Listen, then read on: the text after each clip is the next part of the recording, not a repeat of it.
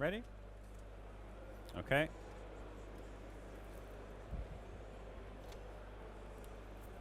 Hello, good afternoon. Sound working? Great. I just give a minute for people to put on the headset. Or maybe they're just relaxing here.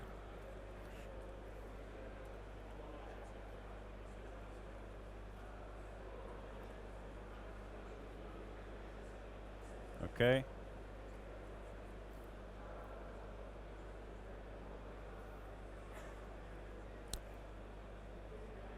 It's working?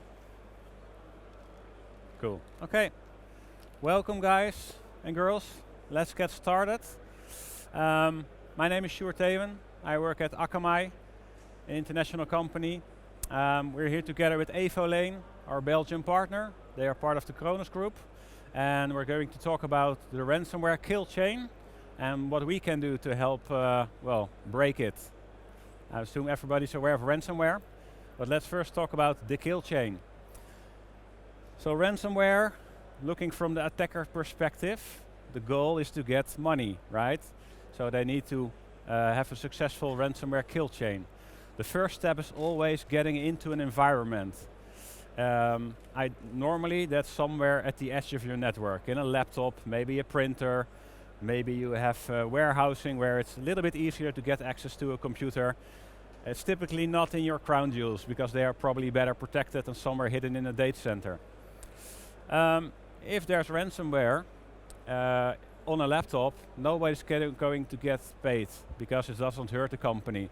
So ransomware needs to spread. It needs to move lateral. That's the second step in the kill chain. Of course, it needs to be undetected because it's being detected, they can try to stop it. So it needs to move through your network, looking for vulnerabilities, looking for the crown jewels, maybe your backup. Backup is also competing mitigation against ransomware. The third step is exfiltration. They want to get some data out. It's not a crucial part for the kill chain. We will show that in a second. But, I thought someone was asking something. They typically use that data to sell, but also to prove in the end to the company that they have actually breached your company. The fourth step is, of course, encryption. They need to encrypt your assets, your critical assets, your data, which is painful for you. And then, of course, they have a chance of getting paid. So they send you the ransomware note, you have a problem, and hopefully for the attackers, you will pay them. I have a use case. It was in the Netherlands, University of Maastricht. It's now 2 years ago almost, a little over 2 years ago. It's a very big company, a lot of students, a lot of employees, and they were actually hit by ransomware due to phishing attack. They sent emails to a lot of people, and a few, actually 2 users clicked on the email. Can happen to anybody, right? We train our people, but 2 clicks is easy to get. Servers were impacted or infected, but only 4. 2 in production and 2 in a test environment. Very little exposure. But they were able to spread around in the network. They didn't find any data exfiltration, so proving that step is not really crucial.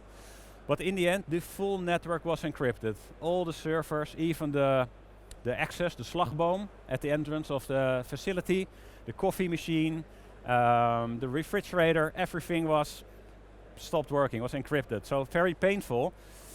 Unluckily for this was a school, it was at the beginning of the Christmas holiday. So after the Christmas holiday, there are exams to be taken. So it was a painful time for them. Probably not a coincidence. They found the extortion letter. It was hidden somewhere in a form, and they actually paid. Very painful. They were the opening topic in the Netherlands on the 8 o'clock news. So yeah, what's crucial for them? 200 euros, 200k euros is not even that much. Probably they ask for more nowadays. But they decided to pay. Maybe not what we practice or say we should do. But for them, that was the best solution.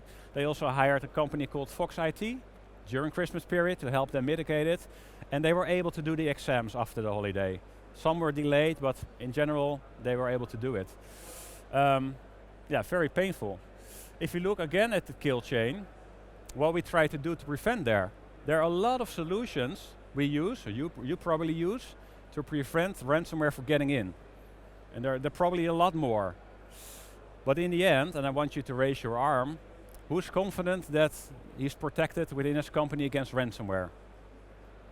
Maybe you're all shy, but probably nobody's confident, right? So we have a lot of tools in place. We try to stop things from getting in, but it still happens, and we're not feeling confident. Maybe you have experience with a pen test or something like that. Once they get in, they usually say, well, we can actually quite easily move to your network. And nowadays, most of us have firewalls and VLANs. The more you have, the better, because the smaller segments, but if you have really large segments, your blast radius is quite big. What do we do in the third place? There are also tools looking at exfiltration. They're checking your outgoing DNS, if there's some information in there. So we're trying to monitor things from going out, if there's bad stuff happening. But then you're probably already too late, I would argue. There's also something called encryption protection, where it's looking at the encrypted connection if there's odd things happening, bigger size, other frequency. I think it's difficult to protect, to be honest, but already very late in the kill chain. Hopefully your backup works, but from the attacker's perspective, I would always hunt for the backup, right? That's a very big competition for the hacker. So if I'm able to access your crown jewels, I will definitely try to get your backup as well. I'm not a hacker, by the way. What if there's no lateral movement? That's where we focus with Guardicore, software-based segmentation, product from Akamai, together with Evolane. Because we think attacks can happen, they will get in, no matter the tens of solutions we have in place to stop it. But then the second step is very crucial, because in the case of Maastricht, 4 servers impacted. It's painful. Maybe they have very successfully hit 4 very relevant servers, but your company will continue running, right? It's not that critical. So the message is maybe we should look also at the second step of the kill chain and do a little bit more about protecting the lateral movement. Of course, we're at Venue, we're a vendor, so we have a solution for that. We'll try to explain high level how that works and what it is. To the left, you see a traditional way of segmentation. You see on top the perimeter firewall, protecting the north-south traffic. Below that, you see a few firewalls with zones underneath. And in that zones, there are some servers. This is, of course, just an example. Some companies might have a lot of zones, some only a few. The traditional way has some downsides. The firewall is your visibility point, so something needs to go to the firewall for you to be able to see it. That means that if this is a web server talking to a database server within that same zone, you probably will not see it. And if you cannot see it, you can also not stop anything or make a rule on that. Working with firewalls and VLANs is also, in most situations, quite problematic, because nowadays the business doesn't allow a lot of applications to be unreachable. They want to have 24/7 availability, so you need to plan if you need to move something to another zone or another area, maintenance windows, and that makes it very difficult to work, because you're always ending up doing it in the weekend or at night.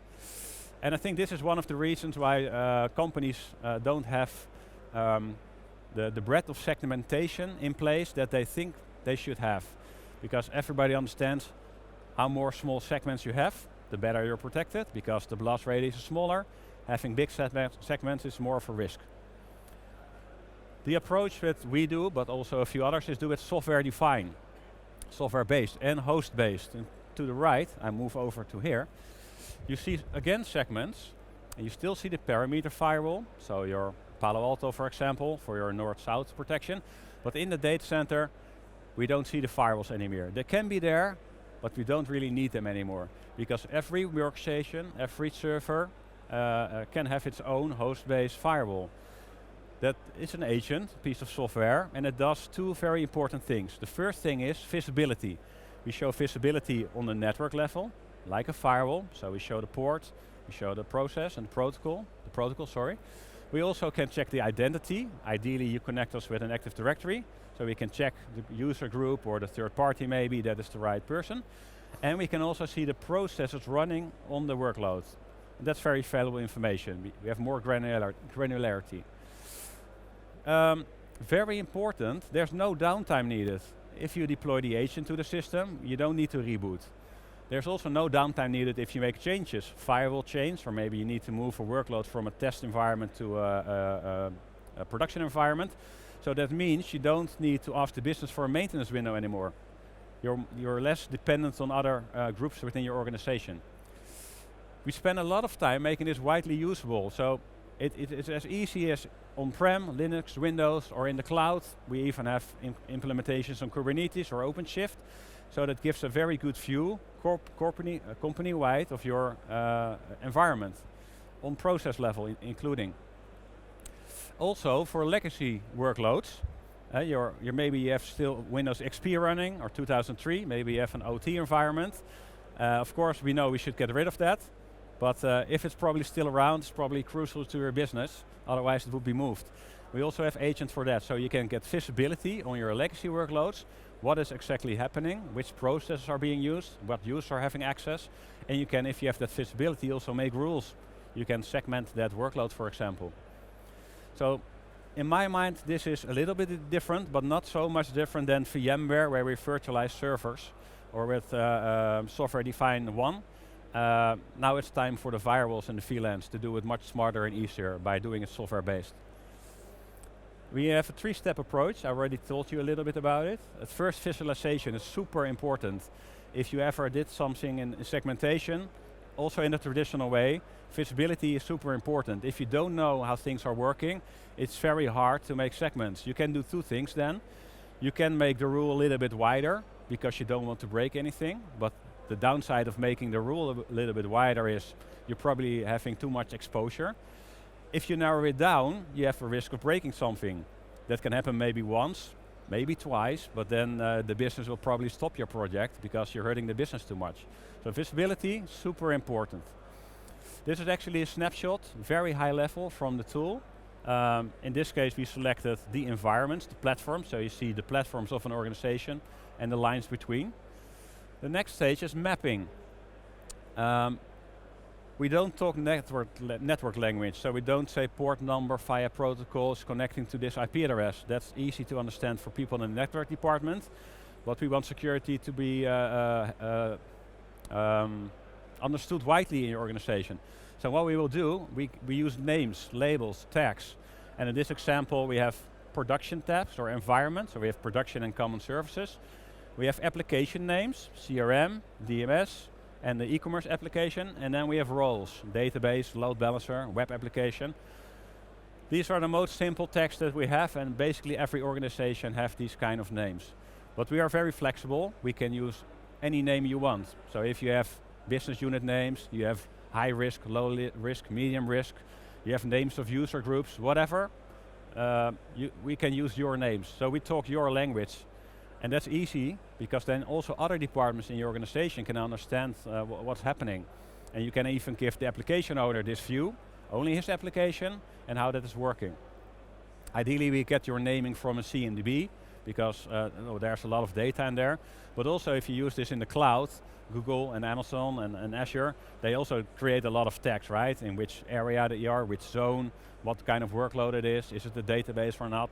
So there's a lot of value in the names.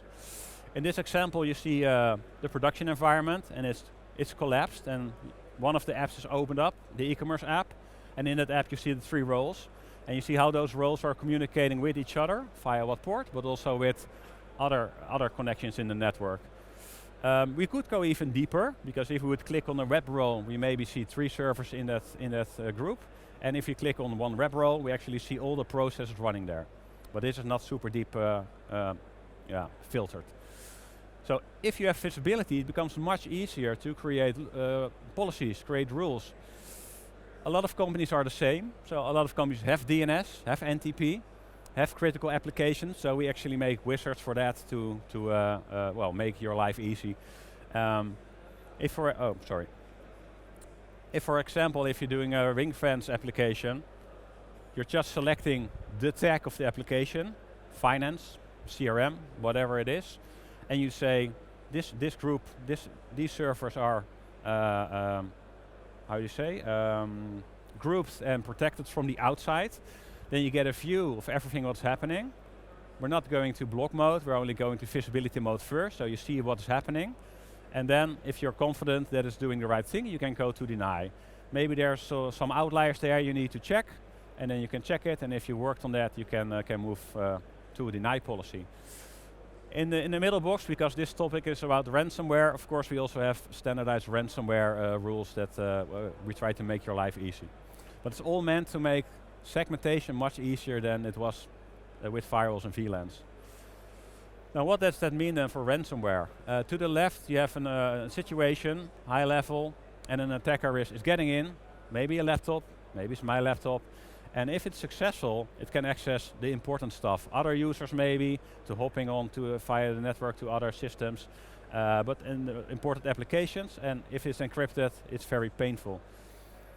If you apply a good segmentation using software-based segmentation, and you protect your crown jewels, you don't have to protect every application, right? If you protect your crown jewels and your C-suite and your backup, and you make sure there's no movement happening from laptop to laptop, then it's pretty hard for ransomware to move around.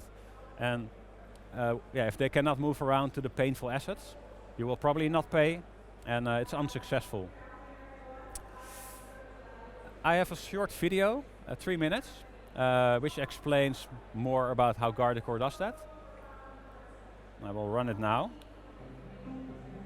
At Guardicore, we provide the fastest and most cost-effective way to protect your organization's critical assets through software-based segmentation. Just as a ship's hull uses segmentation to protect from leaks, software-based segmentation deters and prevents attackers from reaching your most sensitive information. But legacy segmentation tools like firewall appliances and VLANs and network security groups are slow to change and heavily dependent on network infrastructure, crippling IT agility and often resulting in business disruption. That's where Guardicore Centra comes in. Rather than relying on the underlying network or cloud infrastructure for segmentation, it creates a software-based segmentation overlay that works across data centers and cloud environments. It's simple to implement and manage and offers unprecedented visibility and control. IT teams get a visual map of their entire environment with easy-to-understand application dependencies and traffic flows in both real-time and historical views. With just a few clicks, Guardicore Centra can create powerful policies, including granular and context-aware rules based on processes, user identities, or fully qualified domain names. With advanced breach detection and response capabilities, Guardicore Centra identifies threats quickly and provides actionable guidance to contain the threat. Guardicore Centra is the only integrated security platform that provides a single, consistent dashboard to create, update, and enforce segmentation policies for applications running on bare metal systems, virtual servers, cloud, and containers. Don't rely on legacy firewalls, VLANs, and network security groups to protect your enterprise. Learn how Guardicore can save you significant time, money, and reduce your attack surface with software-based solutions at www.guardicore.com.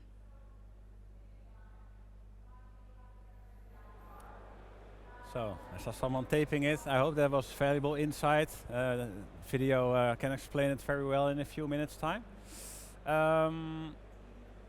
Ransomware is of course a very good use case. Everybody of us is aware of that, and we also see that a lot of board of directors now are aware because it's happening too often, right?